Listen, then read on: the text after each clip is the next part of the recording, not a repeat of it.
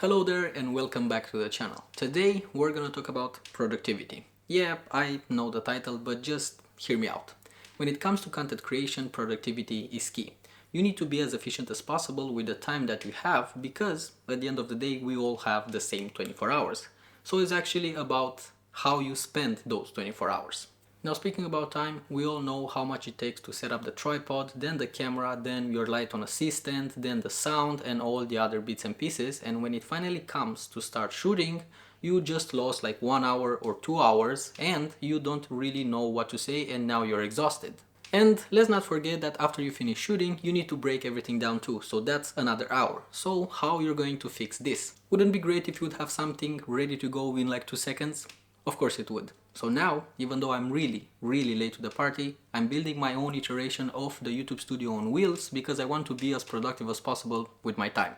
And by the way, a huge shout out to Caleb Pike from DSLR Video Shooter for coming up with this idea a long time ago. And now, I hate to do this, but if you're new here, just make sure to subscribe so you can see my future videos, and if you're going to interact with them, that's even better because that's going to help the channel. So now let's talk about the parts that we're gonna need to build this thing. We're gonna need a stand with wheels, a super clamp extension arm, a spigot or two grip heads and an arm, a light with a softbox dome, 2 clamps with a V-mount, 2 V-mount batteries.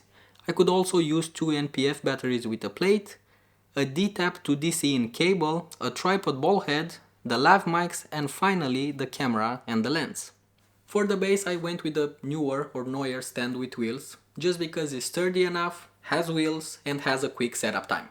I like the design and the color scheme, and I like the fact that I can fold the legs when I'm not using it, so I'm saving space in the studio. This was 200 bucks. Next thing on the list, we have 3 items over here, a tripod ball head, a super clamp, and a Manfrotto extension arm. Here's what we're going to do with them. I'm mounting the super clamp on this part because I want to adjust the height of the stand without taking it down. Then I mount the extension arm on the left side or behind, so it's not going to be in my way. Then I slot the spigot in the assigned hole, and then I mount the tripod ball head. This ball head is a no-name brand, but I like it because it has a payload of 10 kilos. You know, for those times when you want to throw like an FX6 with a 70 to 200 on that thing, so that's why. But I do have a smaller one from my photo tripod that has a payload of just 3 kilos, so maybe I'm going to switch between these two.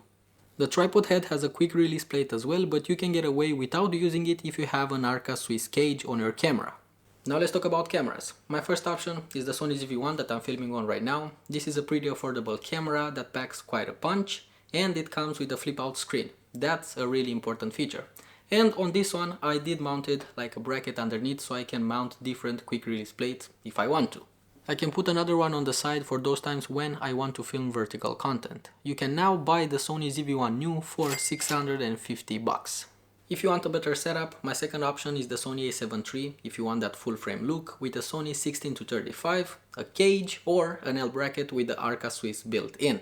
Unfortunately, the a7 III doesn't have a flip out screen, but I can always use my phone with the Sony app to check if I'm in focus or not. You can buy a new a7 III for 1,800 bucks, or you can find a used one for 1,200 bucks. Here on the side I can mount the quick release plate for those times when I want to shoot vertical content. If you're not into quick release plates, you can check out this rotating ring from different brands, which lets you rotate your camera from horizontal to vertical in a second. And last but not least, if you're in the market for a new camera, definitely go with the Sony ZV-1. Now let's talk about audio. For my audio, I'm going to use the Synco G2A2 wireless lav mics. In the future, I want to change this and I want to update to something that has internal recording, but for now, this will do the trick. I decided to go with lav mics because I don't want to mount a boom arm on the stand because I want to build it as clean as possible. And now, the next thing on the list is the light. For my light, I decided to go with the SL160DN from my footage and a softbox dome. I'm using this light because it's small, has a CRI of 97, and I can control it with my phone. Now the issue with the light on top of the stand is that it's always going to be centered and you're going to have the same type of light when you're shooting. So here I'm going to use the 2 grip heads and the arm so I can move the light in different positions. First, one grip head is going on top of the stand, and then I'll slide the arm with the other grip head at the end as a counterweight for the light. I think a shorter arm would be cool as well, but this is what we're working with right now. And this way you can have different types of light. And last but not least, because I'm going to move this thing around, I'm going to need power for the light and for the camera as well. So I'll mount this clamp with a V-mount here, and then I'm going to use this battery to power the light. With the second battery, I'll power the camera and maybe a monitor if I feel the need for it. For this thing to work, I'm going to use this D-tap to DC-in cable. And voila! We have power. I can also use this plate with two NPF batteries for the same result, but the V-mount option is sleeker. And this is how the final build is looking.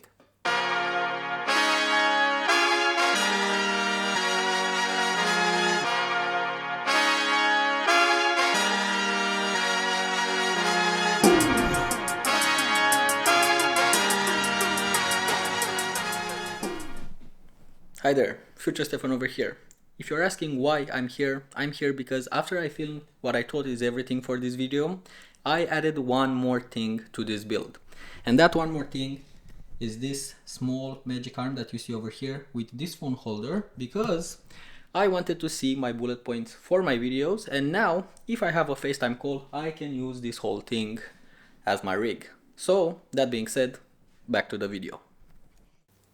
Like I said, I'm really late to the party, but now I'm sure that my productivity is going to be different, because now I'm not going to waste 2 hours every day if I want to film something.